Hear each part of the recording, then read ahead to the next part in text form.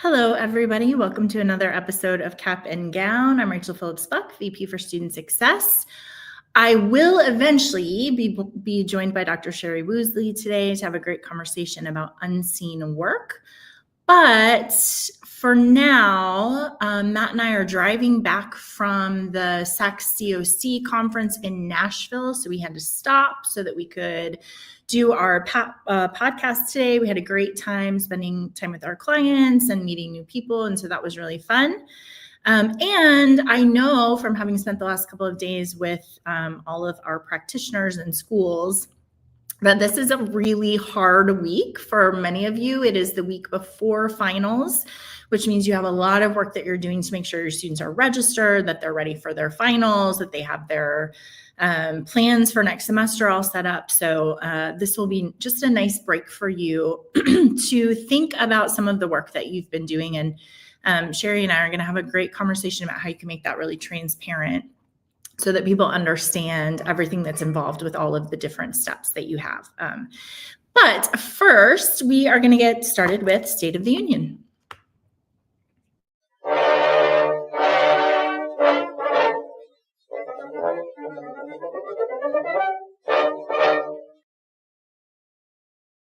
All right, you all, I don't have all of my normal tools that I usually have. So I'm going to be a little bit slower on State of the Union because I'm going to have to flip through it on my iPad, which makes me sound like I'm not used to technology, which isn't true. It's just harder than shuffling paper. So first of all, I want to tell you, some news came out just in the last couple of days out of the annual FAFSA tracker. That the student aid completion is up this year. 26% of high school seniors have filled out the FAFSA by November 21st. That study is coming out of the National College Attainment Network. So that's an 11.7% increase up over the number of students who completed the form on the same date last year, which was the last time that the form successfully launched. You remember it was late. We all remember that. It's slightly higher among our high school students attending high income schools versus those that are in lower income schools. And high schools in cities also have a lower completion rate than those in suburbs, rural areas, and small towns. And Indiana is the winner of the states that have the highest FAFSA completion at 38.1%. Alaska has the lowest with 10.7%. So I'm happy to be bringing you some relatively normal, kind of boring information about FAFSA instead of all of the excitement that we've had over the last couple of years.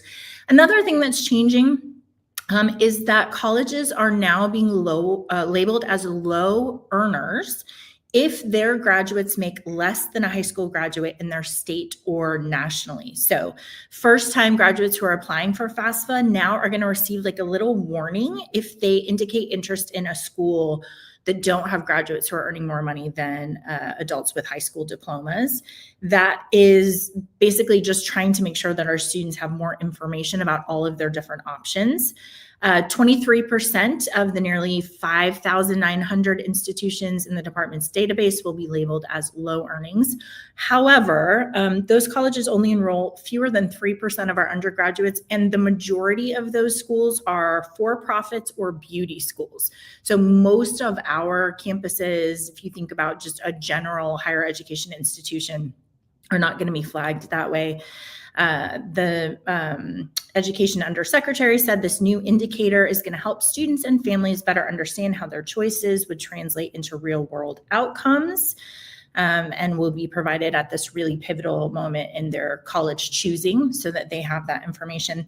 Also want to remind you that next July is when this new test called Do No Harm is going to come into play.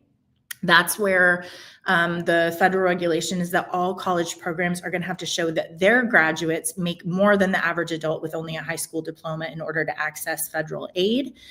So that is going to come about pretty soon. It doesn't look like it's going to affect, again, most of our schools, but it's going to be a good comparison that schools are going to have to show in order to continue to have access to that federal aid. So that will be coming on. We'll talk more about that as we get more information about it.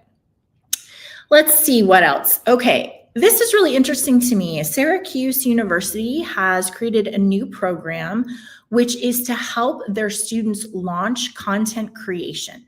So in recent years, surveys have found that 57% of Gen Zs say they would like to become an influencer if given the chance, while 12% actively aspire to become influencers. But there are very few higher education institutions who have capitalized on that. Syracuse University has just created the Center for Creator Economy. It's going to officially launch this spring semester. It'll have 12 courses related to content creation, things like the technical skills about how to build a brand, how to think about different marketplaces. So they're like, yeah, TikTok is the place where you can become that most easily now, but surely there are going to be new things coming into the market and you need to be able to assess those. They also have a makerspace related to this center. So they have cameras and green screens and podcasting booths and microphones and all of those things that you might need to use. I really like this because the rationale is that a lot of times these influencers don't understand this back end part of business. So they don't know how to build brand partnerships, how to monetize what they're doing. Thinking about finances, how you choose a manager, what you do with your taxes, if you're going to become a sole proprietor and start a company, are you going to be an S Corp or a C Corp, all sorts of things that are going to be really, really helpful to these influencers just in the sense of business and marketing. Lots of public relations classes, including how to build a media kit or pitch yourself to brands that you might be interested in working with. And a lot of schools, although they haven't taken this further step of creating a center for content creators, a lot of them are partnering with students who went to their schools who are famous influencers, partnering with them to promote their institution, to do a day in the life video on those students' channels. So that's an interesting collaboration there. One more thing, curriculum about how to come across confidently on camera. And then a lot of terminology just about what you're looking for in contracts and what all of those different terms mean. So I think it'll be really interesting to see how that evolves and to see what other schools kind of double down on that. It for sure is a school assessing what their students need and what they're asking for, and then figuring out how to resource that in a professional, educational way instead of just kind of stumbling your way through any sort of business that you might be investing in.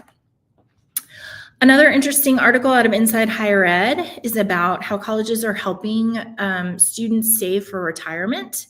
There was a survey recently by Handshake that said 40% of students have thought at least a little bit about planning for retirement, and 15% of them say it's a major focus area for them. However, the majority of young people, 61%, are not saving for retirement. So this idea of how do we teach our students really early that this is something that they want to be investing in.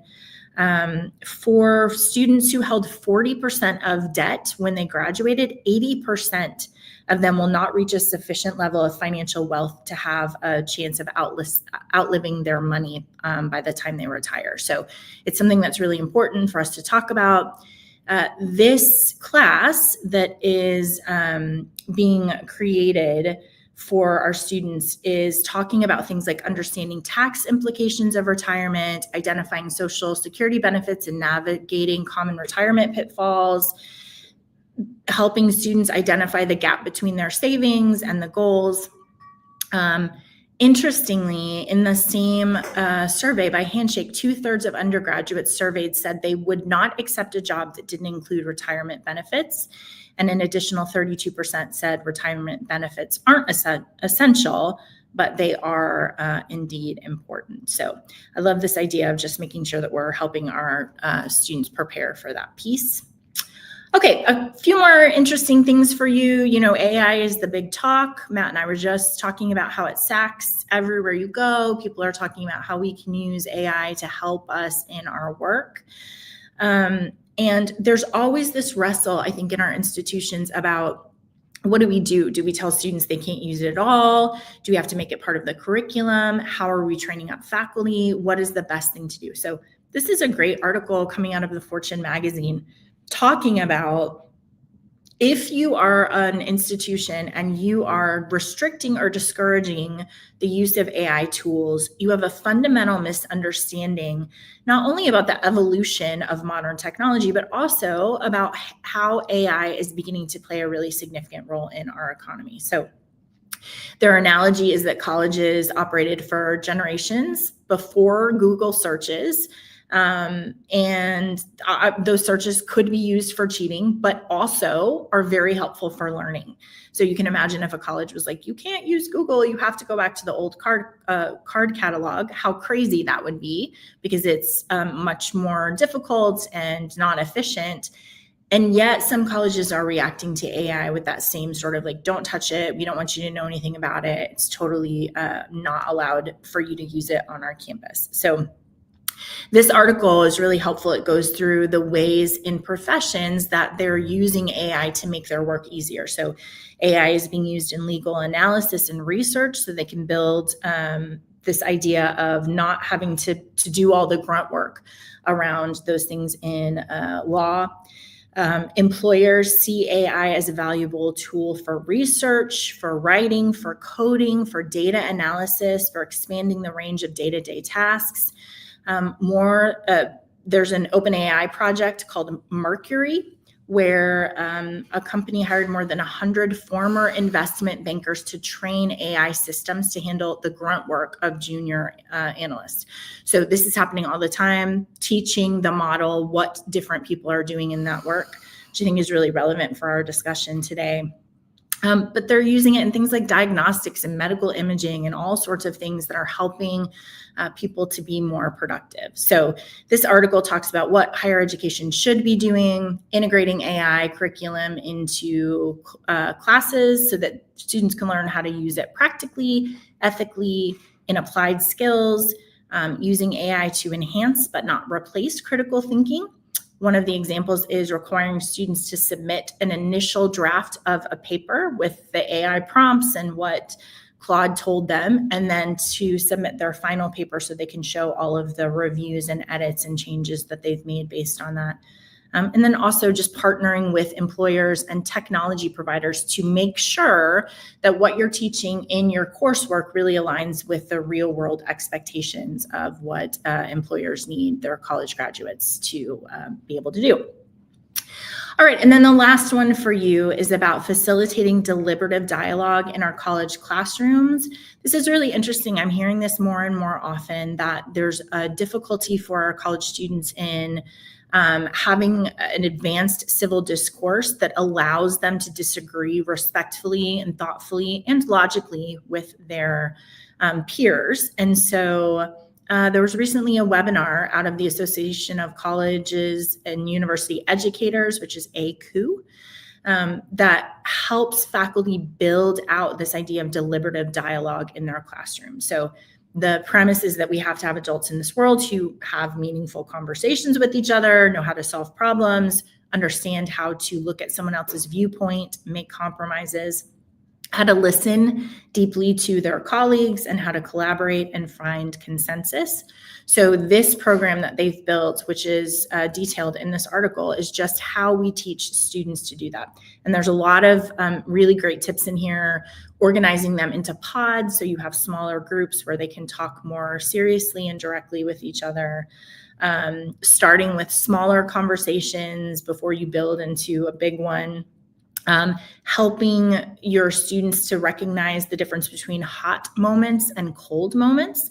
A hot moment is when tensions are really high and there's a lot of conflict and it might erupt in your classroom. And then a cold moment is when everyone feels uncomfortable and they don't want to speak out and they just kind of look at you like, I'm definitely not saying anything about this. So being able to articulate that, call that out so that they understand what's happening. And then also a lot of reflection on that. So when you're leading them in these difficult discourses, to say, how did that feel? What do you think went well? What could you have done differently? How did you perceive this person's engagement with you? And I really like this idea of allowing students to kind of front load some of their mannerisms that might be threatening to somebody else by saying something like, hey, sometimes I talk really loud when I feel passionately about something. I'm not mad at you. I tend to get loud when I feel very strongly about something. Just by articulating that, it just gives it a different meaning.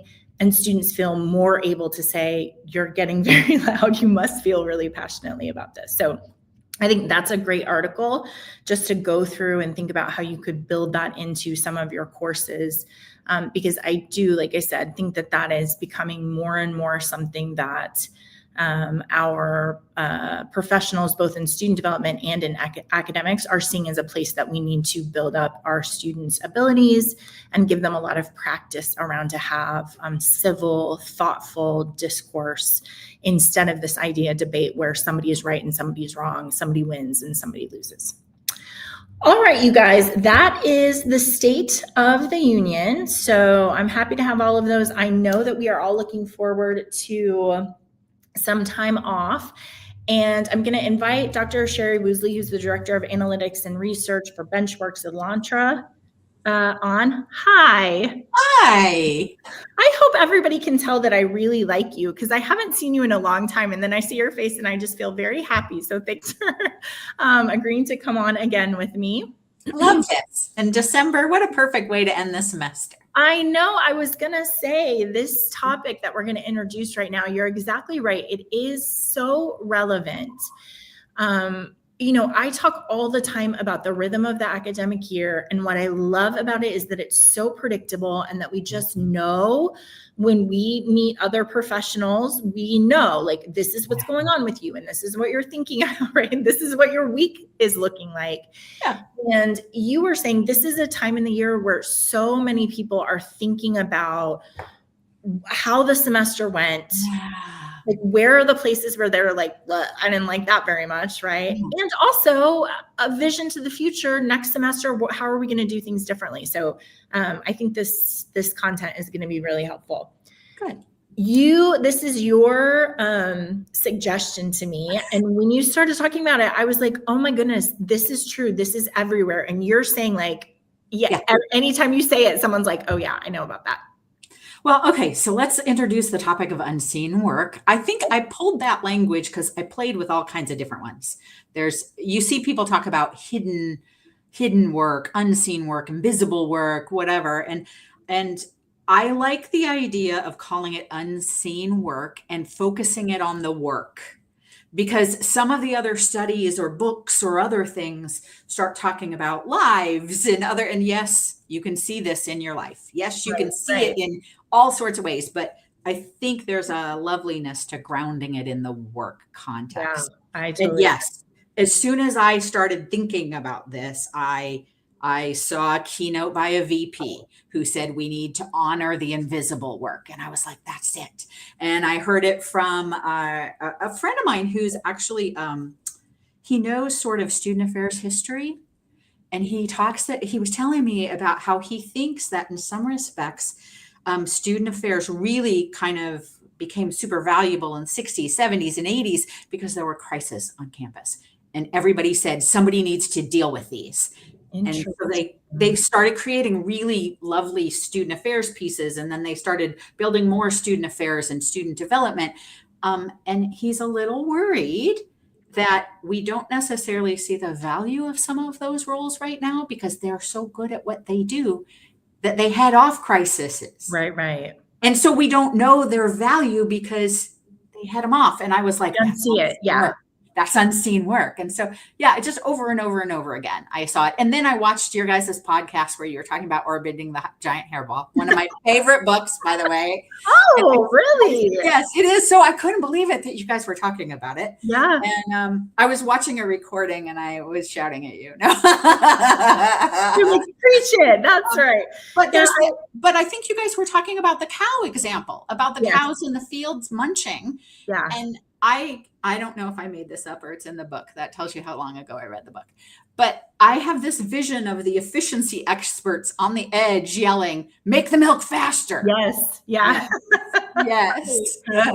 Unseen work. Yeah, that idea of, I think the technical definition is physical, cognitive, and emotional effort required to complete one's job that is not visible to others. Yeah.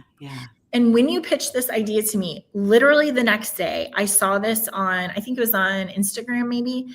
It's a picture of a mom packing lunches. Okay. Yeah. And it says visible labor. Yeah. Make sandwiches. Yeah. Add snacks. Yeah. Put in lunchbox. Mhm. Okay. And then the next piece says invisible labor. Remember who hates crust. Check if it's a nut-free day. Ensure we have a protein, veggie, and a carb. Remember that Asia's friend gets jealous when you pack Lunchables for her. Write a note for the shy kid that's having a hard week in class. Check that the water bottles are clean. Mental math on grocery needs, and set a reminder to stock the lunch account. And I was like, that is exactly what Sherry is talking about. Yeah. Which is, can you just pack the lunches? And you're like, yeah, I can just. Well, and you and I have talked about this in the student success realm. Yeah. Like the when a leader or a colleague goes, can you just? Yeah. It's my least favorite. Yeah. It really is my least favorite. Yeah. Okay. So I want to talk about this idea. Another example that came out for me is, we always talk about, in fact, you and I were just saying this, like in development work, when you're developing something, some technology, and you have a client or a person that's like, hey, I just want to button that. Yeah. Or I just want it to do this thing. Yeah. And then, Sherry, I think part of what we're saying is you have to say, okay, let me explain to you what that would mean. Yeah. Because we can do the button easily, but then who can see it and who can change it and what happens when you push it and where does the data go and how do we do it? Like all of that stuff, which if you're a professional, you do internally. Yes. That's what you're talking about when you're talking about this piece of unseen work. Yeah. Right? Okay. So the way that I've been thinking about this, and I think I sent this to you, but we can talk through some of it, is I've been thinking about what are the conditions, the factors, the things that create unseen work. And so like one of the things I'm thinking about as you talk about the button, right, is there's all this stuff behind the scenes. Yeah. And so the way that I've started talking about it is the hidden effort, the behind the scenes things. And I was thinking about all the ways that hidden effort, like, I don't know, arises. Mm-hmm. So it can be things like maybe the person's hidden. You ever had a colleague who's in another building and you just don't see all the stuff they do, right? Like, sure, or maybe you've been the colleague who even like, or I think about like when I go on the road to a conference, I'm not visible to the people back in the office. Right. So suddenly what I'm doing and the fact that I'm on 10 hours a day, they don't see it. Yeah. They really don't. So I think there's that. I think there's the work behind the scenes, meaning it is, sometimes there's things that are behind the curtain, if you will. I saw an example of a VP talking about how he had two different groups on campus that were arguing two different points of view. And he was running back and forth talking to the two different ones. And he said it had to remain hidden. I can't go out and say, well, I talked to both of them. That's going to exacerbate everything. Sometimes some of our work is behind the curtain. For sure. So sure, I want to stop you there because I was thinking that piece, we always talk about the meeting before the meeting and the meeting after the meeting.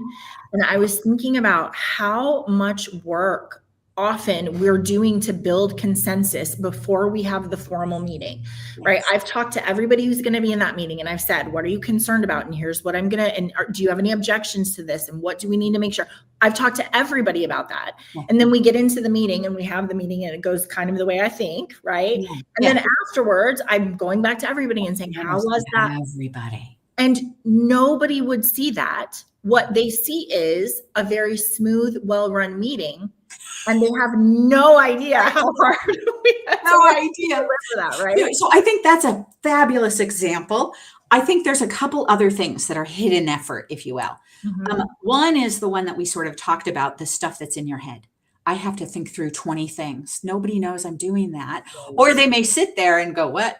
I think the creativity where it's in your head and you have to think through all of the stuff. Yeah. That's labor. That is hard work, right? I also think there is a category of things where the efforts don't look like work. Yeah. Maybe I'm having coffee with somebody, but I do that regularly to keep that relationship, to get information, to make sure that those communication lines are open. It just looks like I'm having coffee. Right. That's right. Right? Like, I just was meeting with a woman, and she said we were talking about working kind of across the aisle between academic affairs and student development. And she said, every Thursday morning, I have an 8:15 meeting where everybody comes and just spends time with me, and we don't solve any problems, but I'm like, tell me about your week and what are you thinking about and all of that kind of stuff. And she said, my boss said, does that solve anything? Does that, like, are you fixing anything? Yeah. And she was like, no, that's not what we're doing in that meeting. What I'm doing in that meeting is building social capital, building trust, making sure that I understand their perspective so that when something comes up, I have all of these things in place so that we can solve it quicker. So someone might be like, wow, you're really good at solving those things. And she's like, every morning at 8:15, I do an hour of investment so that when the thing comes up, I'm in a good place, right? Yeah. So things that don't look like work. Yeah. I remember I'm remote now, but when we had an office, I would periodically wander around, and I must have looked like people were like, what's she doing wandering around? I'm wandering around to see who's looking stressed, frustrated, who's lost, who's even, I'm looking at who's yapping, who's not doing stuff that maybe I need to kind of poke my head in, like that part of management sometimes is those things that don't look like work. And I would say, I mean, it's just such a good thing to articulate for our people who work in higher education because, we've talked before about collision moments, which is why you park across campus and walk in. Yeah. And it's like, if you don't understand what I'm doing, it's like Rachel's walking around all the time. Like, I don't know why is she hanging out in the library? Because I am doing the work of paying attention to who of our students is isolated, who of our students seems to be really integrated into a community, who's eating lunch by themselves. I'm walking around for the same reason that you are, which is to be like, let me take the temperature of who needs my attention and where we need to focus some of that work. And that looks like I'm just taking a walk, but I'm not, right? Yes. So I think that whole notion of hidden effort is huge. I think there's a couple other categories of unseen work. Okay. One of them is, and we've talked about it before, it's when the expert makes it look easy. Yeah. That you don't know all the stuff that they're thinking, all the stuff that they're doing.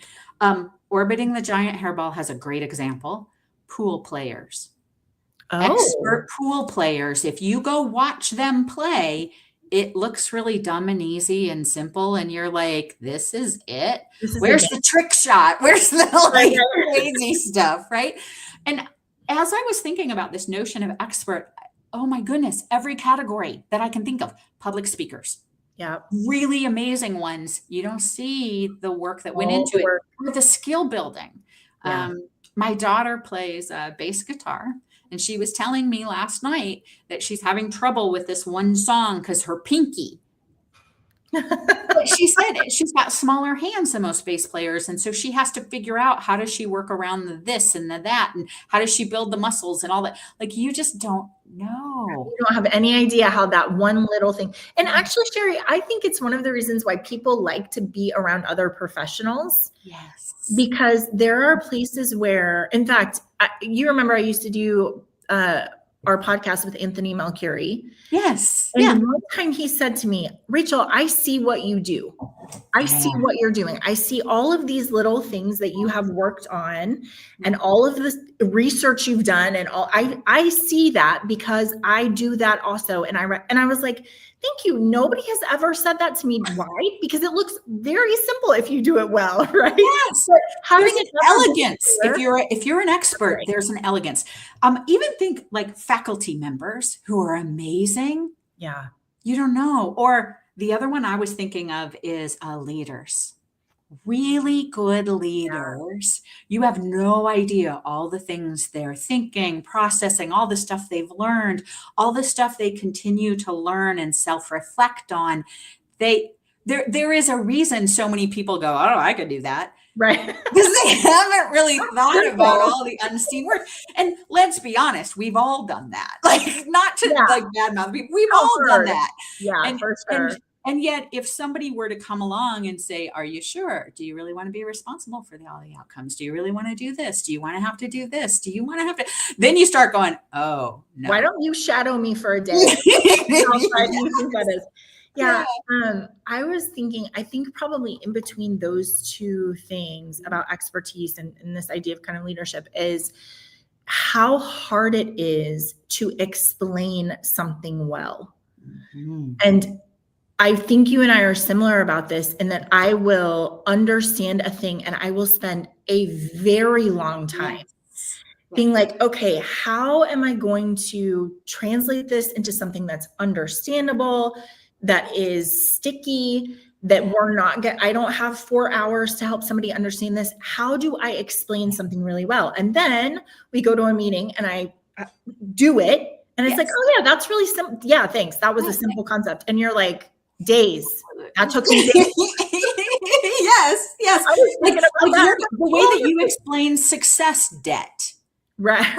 Is a perfect example of that, where somebody really has thought through it. Okay, so one other condition that creates unseen work that I want to tell you, is to me around outcomes.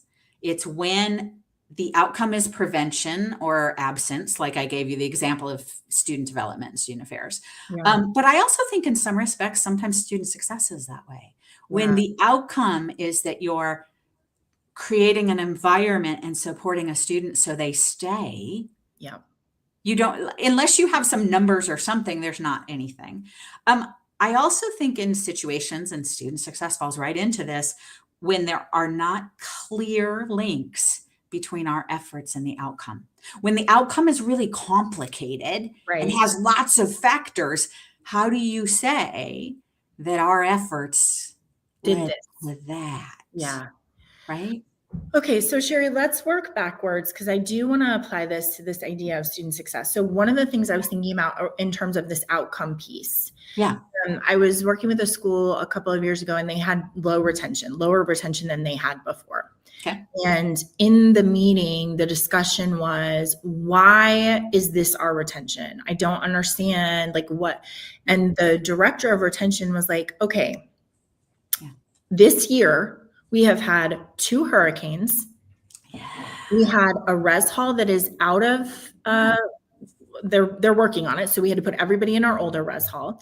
We also had a res hall where all of the laundry rooms broke. So we asked all of our freshmen to cart their laundry in baskets across campus to a trailer in the middle of campus to do their laundry and then cart it back, which is horrifying, right? Yeah, I would hate that. Oh my gosh. Yeah, I don't want to do that.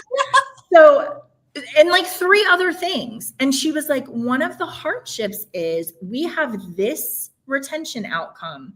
And I understand you're asking me why, but I'm saying we have no way to show with all of these other things going on. If we didn't work as hard as we did, how much worse our retention would be. There's all of these other factors, right? And it's like, what work did you do? Well, I kept another 35 students from leaving. And you would have no way of knowing that because those things aren't linked. What you're saying is your work and the retention outcome. And I'm like, hey, there's a lot of other stuff in there that I was fighting against the tide, right? So I think that's just that idea of how do we actually make these linkages between the work we're doing and the outcome we're seeing, and acknowledge those mitigating factors as well. Well, and I think, I mean, I'm a data person. But the world is complex and people in particular are really complex. So you can do a whole lot of things. That doesn't mean you're going to be able to absolutely prove it, which is why some of this work is unseen, is invisible, or the impact of it is invisible, right? For sure. I think we've come a long way because the other category is when the outcomes aren't even measured. And there were a lot of things that are not measured. We don't often do a good job of measuring culture. Or like I think of myself as a manager or a supervisor. There's a lot of outcomes of things I do that we do not measure. Yeah, that's right. We just don't. Yeah. But they're really important to the success and the performance of my team. Yeah. Well, and I don't know. Yeah. Okay, so I think we can move to kind of the solution of this, because I think there are some things that we can do there. Absolutely. But I do want to talk about this idea of something else that you have said, which is, as you're talking about like a pool player, Yeah. which is the underestimating the value of experience. Yeah. Which, when I think about things like cooking, and if someone are like, if someone had never cooked before and I'm like, we're going to make something really simple, so we're just going to do this, right? Yeah. And then I'm like, wait a second, I'm starting up here, and we literally are talking about, how do you know the size of the flame on the gas stove to cook? What does low medium mean, right? And when do we do the salt, and when do we, and there's an underestimation, I think both for people who are doing the unseen work, Yeah, as well as those who don't. Like, and you're thinking about a lot of things that you don't realize you're holding in cognitive load in your head. Yeah. Matt and I were just listening to this podcast about I think it was called Swim Towards the Shark. Do you know This American Life? Yes, Sure. love that one. Yeah. This was one, Swim Towards the Shark, and they were talking about these people were out in the ocean, and this guy was getting attacked by a shark, and his two friends took off after him to go and save him. Okay. And Ira Glass was like, well, why did you do that? Like, weren't you afraid you were going to get bitten? And the one guy was a trained, like a lifeguard swimmer, like very well trained. Yeah. And he was like, well, first of all, it's a red tide, which means the shark probably couldn't see, which means he didn't mean to bite the guy, which means then when he did, he probably went away. And he just went through all of this calculus about, should I go back to the shore? Should I save him? No, there's nobody in the lifeguard boat. And when he laid it all out, I thought, that is such a good example of him being like, well, sometimes you just know what you should do. And then when you dig into that a little bit more, there's all this unseen calculus that goes on in his brain to say, this is the right decision. Yeah. And that's hard to unpack and teach, because oftentimes you don't even know what are all the things you thought of. No. Right?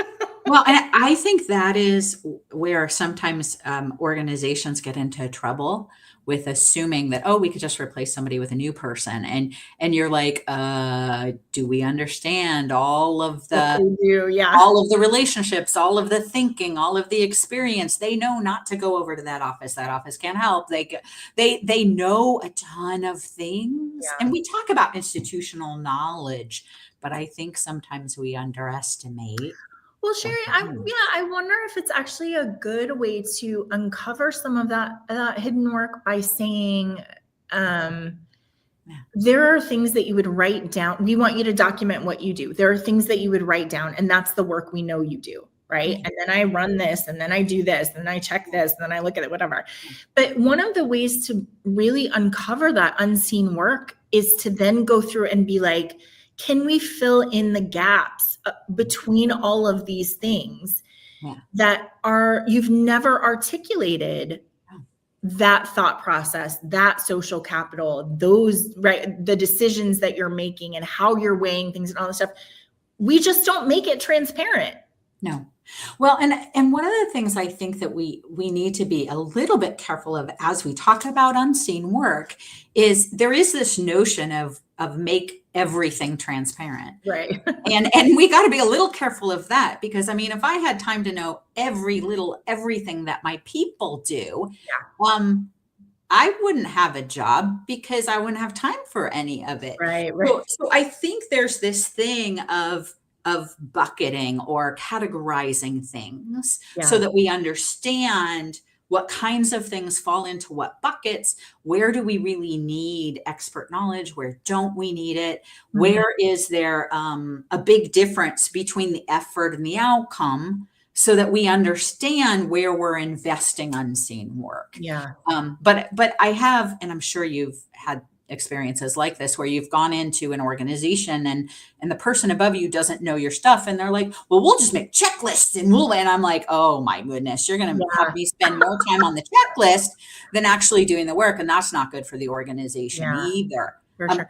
I was even laughing because the woman who I like her work, Leanne Davey, I've read some of her work about unseen work, and she says unseen work can lead to resentment, and resentment in my mind on both sides. Like Yeah. if I'm working really hard and you don't see it and value it, I'm going to be annoyed at you.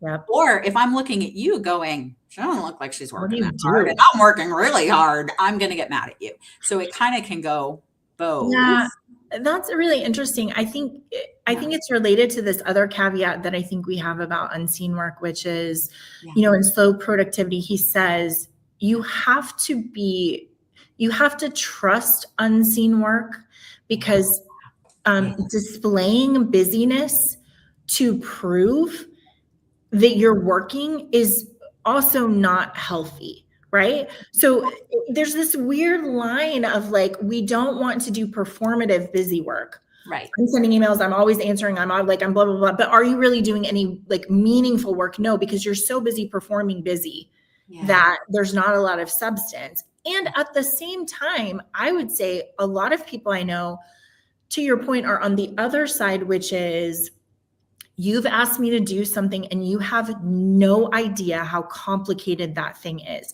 And I'm not wearing it as a badge of honor.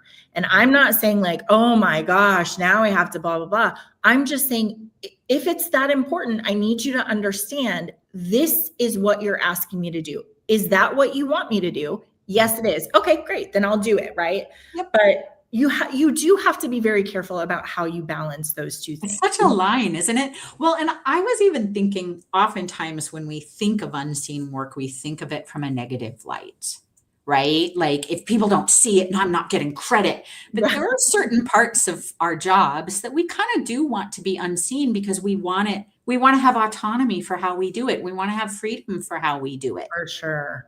And if you're going to like how many people talk about being micromanaged? Nobody wants that either. So I think you're exactly right to think of this is a tough line. So Sherry, that's really interesting because I was thinking about, Matt talks about backstage work, like work that you do that maybe your customers or your students don't see. And so it's interesting, right? Because you have these two pieces. You have like, I don't want my students to feel like I'm working so hard to figure out where you are so I can get you to go to class. Or I have been to the cafeteria 5 times this week to try to find you. I'm happy you finally showed up. Like, we want that to feel to them very, very effortless. And like, I just ran into you and I'm genuinely interested in you. Not that I've done all this busy work for that. Yeah. You're not a burden. I actually care about you. Yeah. But then also there's this other piece of then like your colleagues or your boss who you at least want to understand. Just go find the student and make them go to class is more than what you're saying it is, right? So it's interesting that you might have 2 different audiences there. Absolutely. And you would really want some of those things to remain unseen for some of them. And then for other audiences, you'd be like, but can you just say, it's hard? That would be great. Thanks. That's good. Well, isn't that in some respects sometimes why having a boss who understands the work is so valuable? Yeah. Because they know when they ask you something and they're kind of like, I know this is really hard. It's a lot. Yeah. Please squeeze this in. And they're coming from a place of knowledge and that's helpful. But oftentimes we don't get that benefit. Yeah. And that's interesting too, because I think that comes from a place of trust. Yes. Where first of all, I would hope that anyone I work with would know if something is a lot. Yeah, and I seem to not understand that they would say. In fact, one time Rachel Elam said, hey, Rachel, I just want you to know when you forward a ticket, you just forward it to support without including the client. Let me show you what I have to do. And then she's like, I have to go into the ticket and I have to find who sent it. And then I have to add them in. And then I have to send a reply and then I have to add you. And I was like, oh my gosh, I'm so sorry. What can I do? And she's like, if you'll just include them on the reply and say, I forwarded this to support, I don't have to do those 10 steps. And I was like, thank you. Easy. Yeah. Totally welcome. Yeah. I love that. That trust both ways to say, I'm allowed to tell you when it's really hard. And then also I think as a leader to be able to say, I know that you actually are willing to do a lot of work, a lot of hard work even if it's not important to this task. By that, I mean, I've asked you to do something and you know it's going to be 5 days. And I need to say, how much work is that going to take? And if you say 5 days, I'm going to say, you know what, never mind. We'll think of something. Yeah. That Let's is figure not- out a different way. We're thinking something That's else, because that is not- not 5 days worth, right? Yeah. So it's a really interesting balance of how you trust each other. Yes. I will take care of you and listen to that, but also you have to be able to tell me what those things are. Yeah. So, yeah, it's good. Okay. So let's see, a couple of other things that we want to make sure we talk about. We talked about, can you just do this thing? I was just talking to somebody who said on their campus, someone was like, hey, can you just align our spring 6 week and 12 week and 16 week courses with our summer courses so that we can always have this amount of time between them? And she was like, I don't think you understand. I don't think you understand what you just asked me. And so then she said, here are all of the constituents who would be involved in that. We have parents, we have students, we have registrars, we have faculty, we have all of these, when our res halls are open, when the cafeteria is open, and laid it out. And is that what we want to be doing? And the person was like, okay, never mind. I thought that would be a good idea. It sounded really good in my head. I'm sorry I spoke it. Right? Yeah. If we could just do that, that would be really great. Thinking of another example of the unseen work that takes to build a program. Yes. And Sherry, you and I know, I mean, people adopt technology and they adopt surveys and processes on their campus, and they build so much faculty buy-in and procedures and expectations. Yeah. And then you have a boss who's like, hey, we get this other thing. It's free. We're going to do this. And you're like, you have no idea how much unseen work I'm about to have to do, because I'm going to burn this thing that I've just invested in. Yes. And have to start all over again. And I think that conversation is oftentimes overlooked. Well, change management, there's so much of it that doesn't look like work, and it is so fundamental to the success and outcome of a project. Yeah, that's absolutely right. Okay, so let's talk about some things that we can do. You talk about this idea of, first of all, individually, I have to notice, what am I doing? Can you talk about that? Yeah. Well, I will tell you, like, this whole notion of unseen work has been a theme of my work world for a decade. And I just never had the quite language to it. But I think we have to understand, like, we live our jobs. What do other people not know? What do they not see? And what of it is, like, as you said, I'm putting a bunch of work to get something simple, so they definitely don't see it. Yeah. So I think there's an evaluation and unpacking. I need to look at what the kinds of, and I always think of categories, not every task. What kinds of categories do I have? What's the labor involved in those categories?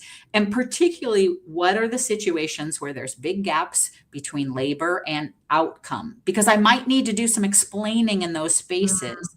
And the other one that Leanne Davey wrote about, which I thought was really good, it probably doesn't apply as much to my work as it does to other people's, was, where are the things that require a lot of emotional effort? Oh, yeah. Because that's often unseen. Now, I get it in some of the management stuff or some of the, like, people stuff, but I think we have jobs that have a lot of emotional effort, and we need to be clear for ourselves about those tasks. And what does it take to head into one of those tasks? What does it take to get out of one of those tasks?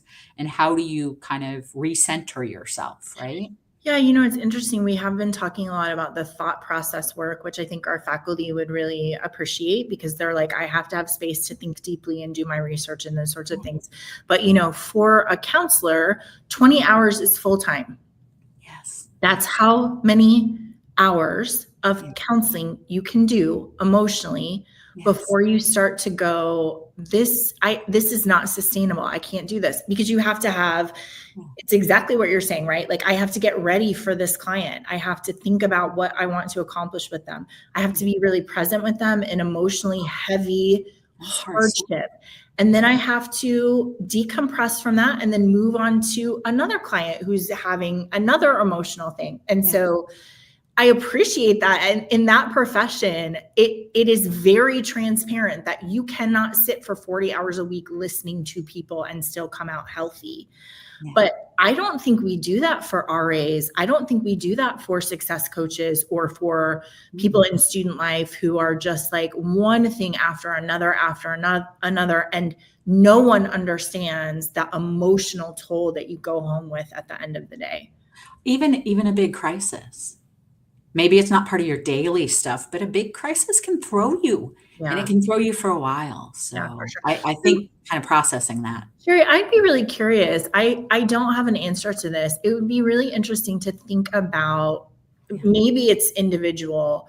What are the markers for you that this was a taxing thing you just did, even though it maybe doesn't look like you did very much? Like, where are the places where you're like when I want to go home at the end of the day and just play Candy Crush for the next 20 hours. Yes. It means I'm tired. When I put my headphones on and tell the family, you guys, I need Brene Brown was talking about this concept of locking. And how you have to, she said, think of some of the locks on rivers where you have to raise the water or lower the water. And somebody was saying, well, can't you do that faster? And the response was, not unless you want the boat to flip. And she said that we need locks and those times. And I never heard it said that way, but I was like, oh yeah, that's me, my headphones and my book going, don't talk to me for 10 minutes, you know? Like, I love that. But I do think, that personal inventory of, for you and probably your loved ones too, to be like, oh gosh, mom's in bed playing Candy Crush. She needs someone to bring her some sparkling water and just shut the door and leave her there. Right. So, because a lot of times I think we're so used to carrying that burden that we don't even know. No. We don't even know, wow, you did a lot of really hard things today. And it's okay for you to then just decompress a little bit. That has to be known to you before you can tell other people about it. Right. So a personal inventory there, I think, would be really helpful. Well, and I think really empathetic managers also know the signs of their employees. Yeah, for sure. I've watched employees spin and I'm like, hey.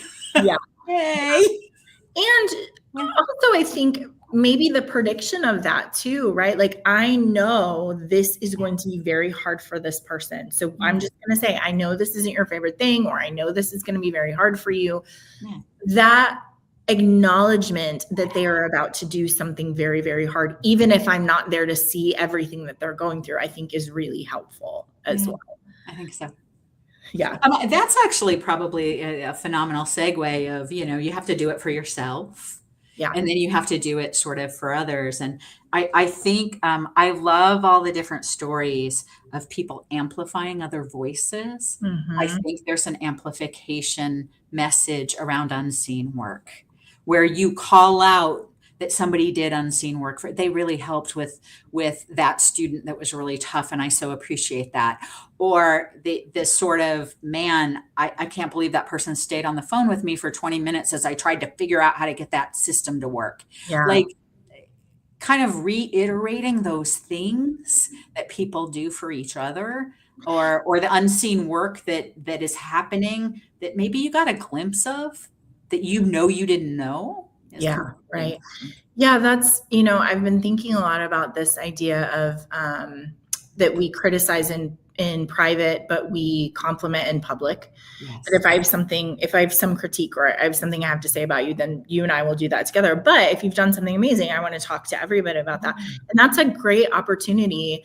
Callie was just telling me that one of another coworker, Tori, fixed something for her that was taking a lot of time. And Tori was like, hey, I can do this. And she did some magic. And now it's like gone from an hour project to like a 2-second project. Yes. Well, that's a great example because I would never know that happened. I would never know that there was all this work that Callie was needing to do that was hard. Yeah. Or that Tori solved that problem for her so that now we don't ever have to think about it again. Besides the fact that Callie was like, hey, I want you to know that this thing happened, which is a great all around experience, right? Yeah. Everybody feels happy about that. Yeah. Well, and if Tori is spending some of her time doing those things and you're unaware, you may be kind of going, why isn't she doing her job? When in fact, that is a huge part of her job for the benefit of all of us. She should get some credit for that hard work, which no one would have known about except for the fact that Callie mentioned it. So yeah, that's a great example. I do really think, especially if you're a manager or, Sherry, I think we could also say this about students. I like the idea of saying, can you show me what it takes to do that? Yeah. Because we're wrong a lot of times. But I'm thinking about a student. I mean, I have seen emails to students before where if I said, show me what it takes for you to register for your classes, and they show me this email that they got that's 18 paragraphs long and 7 steps they have to do and 5 people they have to talk to. And they're like, well, first I have to open and digest. I have to understand this thing. Right there, I would be like, hold on a second.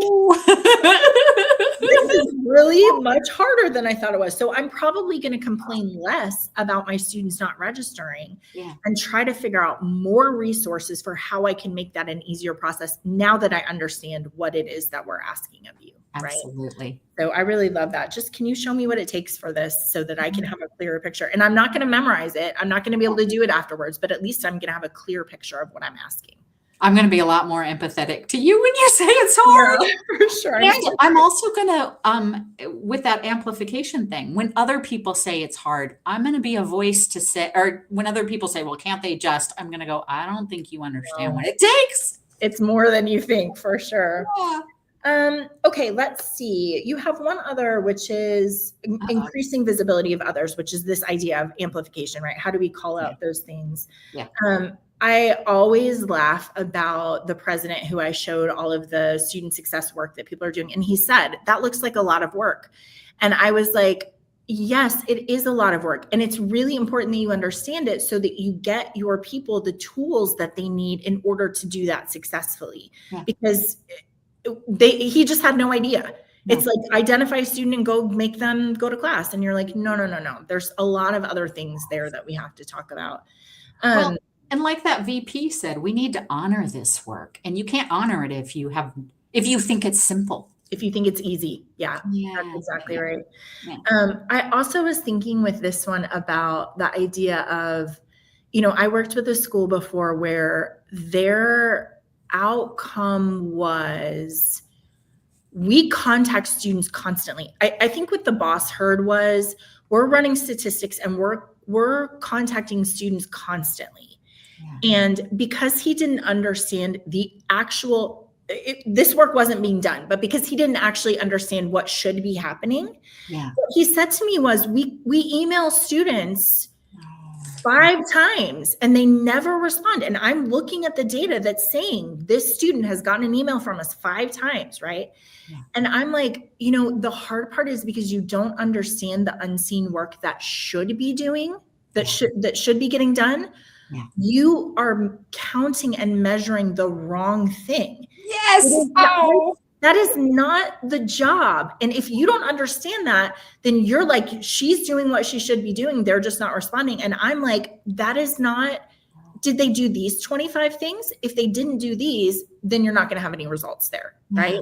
Yeah. So we measured, it's the measurement, you get what you measure. And is that really what you wanted? You wanted the number of anybody? No, it's not helping anybody at all.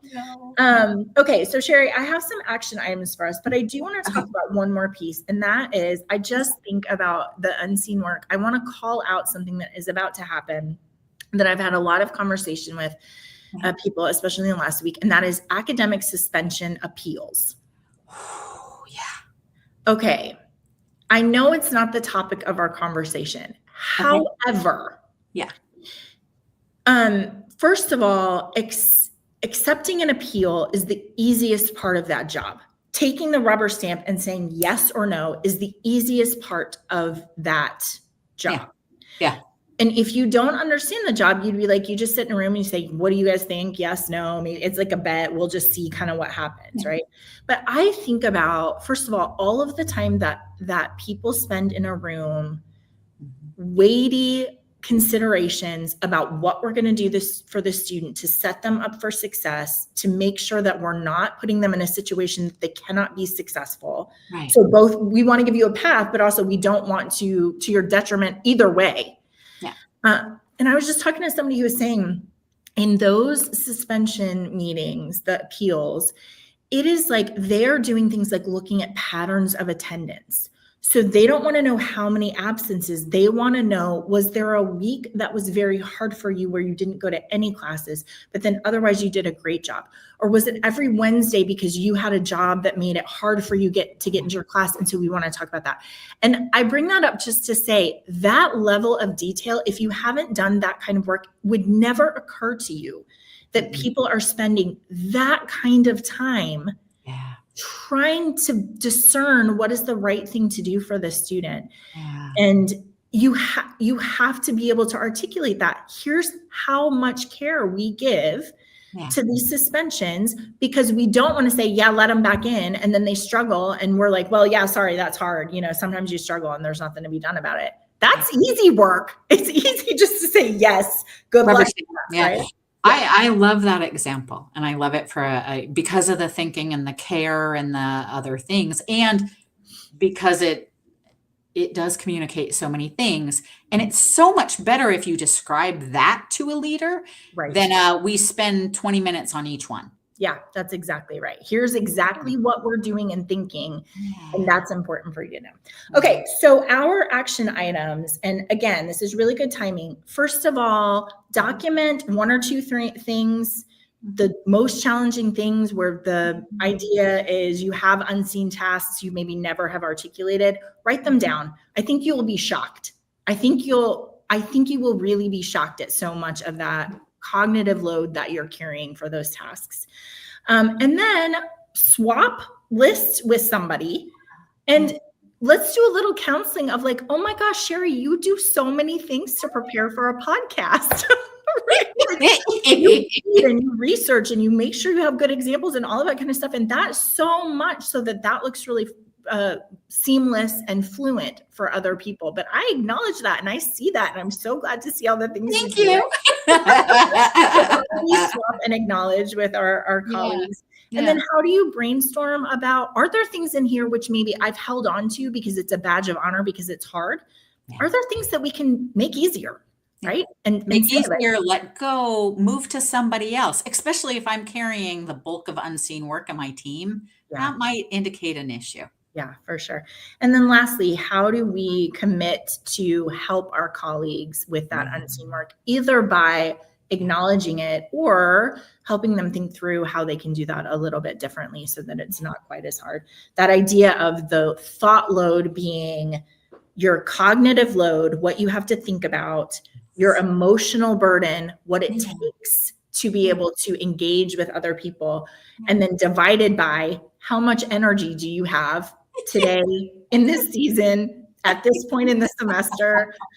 All of those things are really helpful conversations for us to have with our colleagues, to just uncover it and to do a better job of acknowledging some of that unseen work, which can for sure build resentment.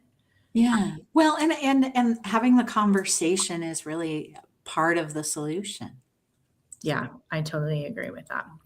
Well, thank you for another great conversation. I think this is going to be something that we're going to have to put into practice at Ferris, because I would just hate to think that there are things that people are like, Rachel has no idea how hard that is. And she asks me to do it all the time. And I'm going to be like, make a list for me. I'm not going to memorize it, but at least I'll be able to see like, that's a lot of things that you're doing. So help me understand. Let's dig in a little bit without micromanaging.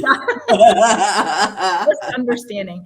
All right, friends, thank you so much. I hope you have a great rest of the 2025. And then we have a new year right around the corner. Thank goodness.